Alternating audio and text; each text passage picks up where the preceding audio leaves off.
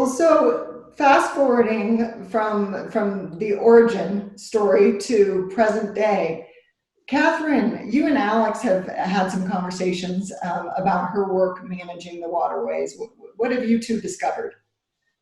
It is so exciting to be able to talk to the creator of these waterways and now the current caretaker of these waterways. So, Alex, can you tell us how long have you been caring for these waterways?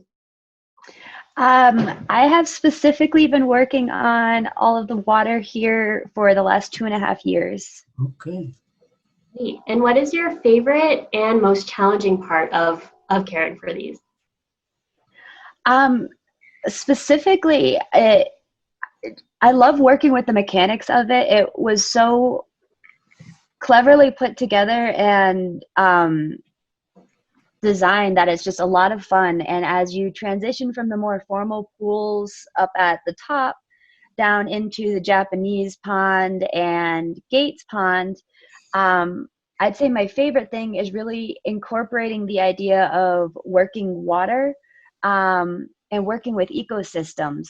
So in those lower pond areas, we have a chance to really build an ecosystem where we foster the interactions of plants and animals and the microorganisms with their physical environment, which is the water.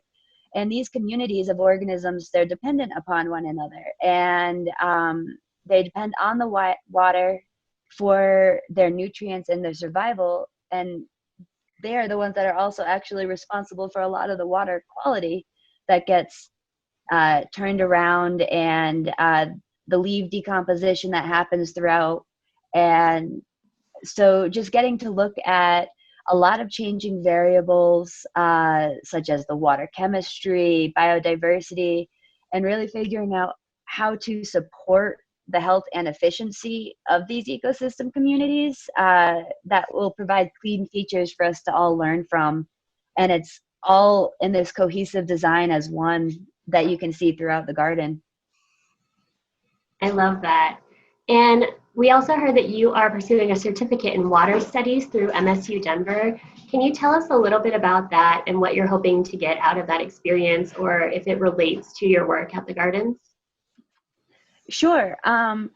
Looking at the overall goal of minimizing water consumption is really important in Colorado and Denver and these really dry places. So I have always been interested in looking more into utilizing irrigation and stormwater runoff to increase our water self-sustainability and being water independent in a way.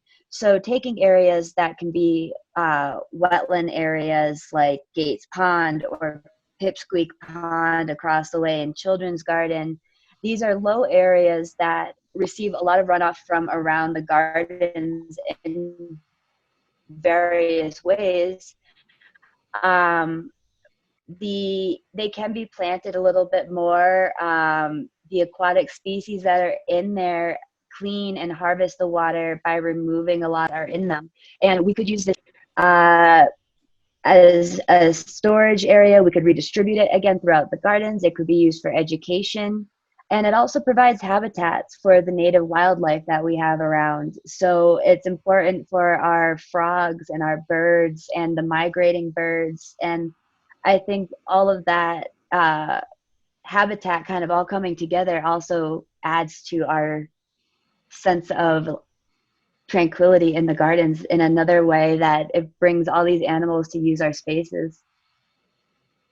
I absolutely love that. I love that there's the component of the local ecosystem and things that we as guests in the garden might not notice what's going on beneath the surface, literally what's beneath the surface, but that it contributes to this overall pattern of water consumption and water distribution, but also migratory patterns and ecosystems for animals in our environment, and also just the enjoyment that we get from observing those interactions.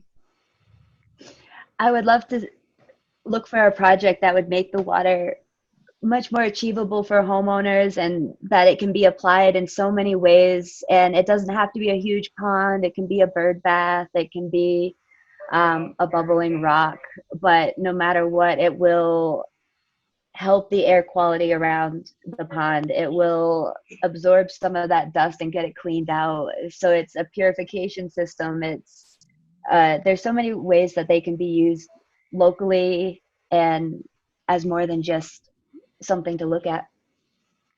Yeah, Alex, you hit on perhaps the greatest role for impact the gardens can play to those visitors who, who come to either this location, the York Street location, which is what we're focusing on with its waterways, or the more natural waterways and wetlands at our Chatfield Farms location. But it's how do they not only enjoy this, but take a little bit of it home and replicate it through either improvements in their own backyard or just a greater appreciation for the role that water plays. And you so eloquently laid out all of those multiple benefits. Since the focus of at least Catherine's element to this video series is therapeutic, why don't we wrap up with the therapeutic impact? What role do you, both Ken and Alex, see as the therapeutic benefit to the waterways here? How critical is that? From Ken's standpoint, I would say that the therapeutic aspect is the sight and sound of falling water. And it's not just for the Botanic Gardens, but this is true in all over the world. There's something about the sound and the sight of falling water that brings tranquility and create peace. And I would say that if I thought I was suffering from depression, I can't think of a better place I'd want to go than to sit on a bench near one of the waterfalls in the gardens and settle down a bit. So I think that's an important part of the water system. Besides its connectivity, it's tranquility and peacefulness. And Well said. that's how I see the gardens. And I'd like to add one more thing. And I think that we're all lucky that Alexandra is handling the water now and doing such a good job with attention and focus. Oh. Thank you.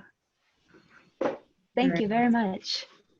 Yes, we are very fortunate to have you, Alexandra, and that you've invested such passion and even your time and money pursuing an academic degree that will only improve your ability to manage the water features and waterways here at the gardens.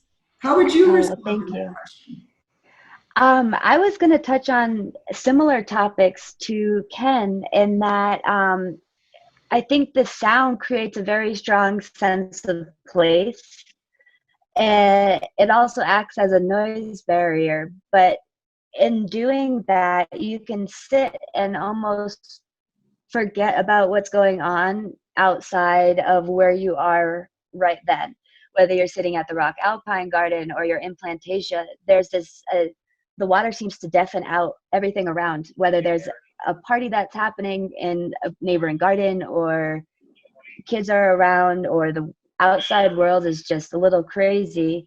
It's nice to just be able to sit in Plantasia or by the Rock Alpine and you can forget about everything because all you can hear are the birds and the splashing. And it does seem to just take over your mind and you're just there for a minute, which I think is a perfect little escape. And I think that's why one of the reasons why people like to come to the gardens. Well said. I think you both have captured the multiple benefits of these waterways, but it's so nice to unite the history and how it all began with the current day management. And we're so blessed to have you both still involved with water here in Colorado. So thank you both, Ken and Alexandra, for all of your observations and your ongoing work to manage water efficiently and effectively. Thank you, Jennifer. Yeah, thank you for this opportunity. Thank you. Thank you so much for joining us today. We hope that the next time you visit us here at the gardens, you interact with our water features in a new or different way. As you sit by the features, we hope that you spend some time to really listen to how the water sounds, how you feel as you're near it, and what you're seeing as you're watching it. Not just the water itself, but the environment and ecology surrounding the water. We hope that this experience will allow you to think about how important and how vital water is to our everyday lives. Take good care, and we'll see you next time.